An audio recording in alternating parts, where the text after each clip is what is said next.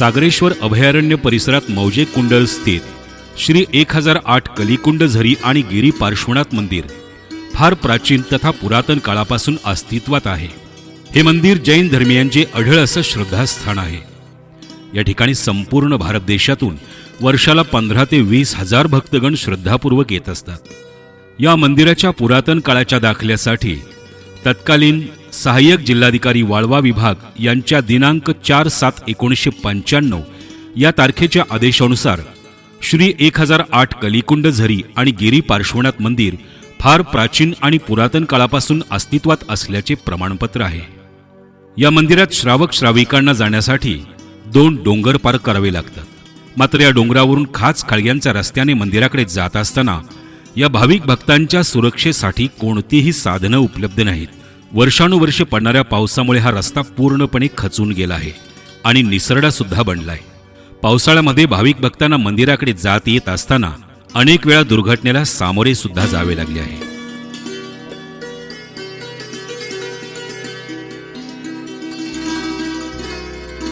कुंडल हे गाव सांगली जिल्ह्यात असून तालुक्याचे ठिकाण पलूस पासून 5 किलोमीटर अंतरावर आहे।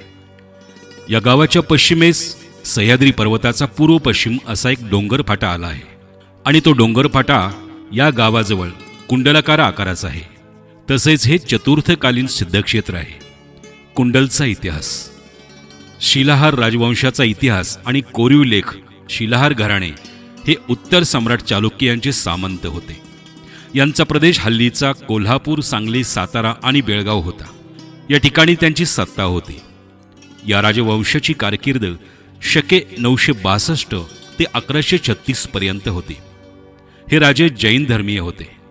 त्यांचे अनेक शिलालेख आणि ताम्रपट प्रसिद्ध आहेत। यामध्ये कुंडलगावचा उल्लेख वेगवेगळ्या नावांनी आहे। कुंडल येथील पार्श्वनाथ भगवान, पार्श्वनाथ भगवंतांनी दीक्षा घेतल्यानंतर भगवान पार्श्वनाथ 70 वर्षे अहिंसा धर्माचा प्रसार करत भारतभर त्यांनी भ्रमण केले। त्यांचे वास्तव्य महाराष्ट्रात बराच काळ होते।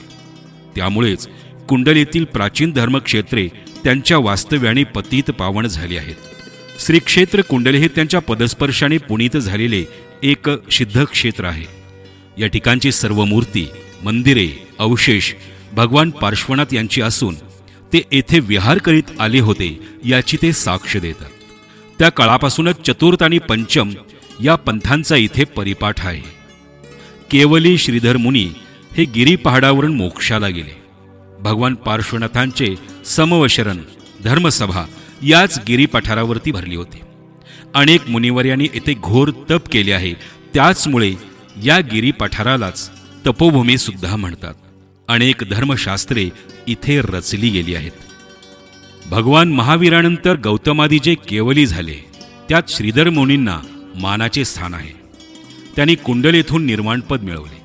23वे तीर्थंकर भगवान पार्श्वनाथ यांचे समवशरण व निवास कुंडल येथे झाला होता असा उल्लेख जैन पुराणामध्ये आला आहे।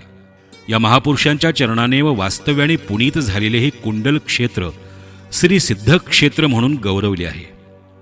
मध्य प्रदेशातील कुंडलपूरपेक्षाही सांगली जिल्ह्यातील कुंडल क्षेत्र हेच मूळ सिद्ध क्षेत्र आहे असे प्रदीर्घ संशोधनानंतर सिद्ध झाले आहे।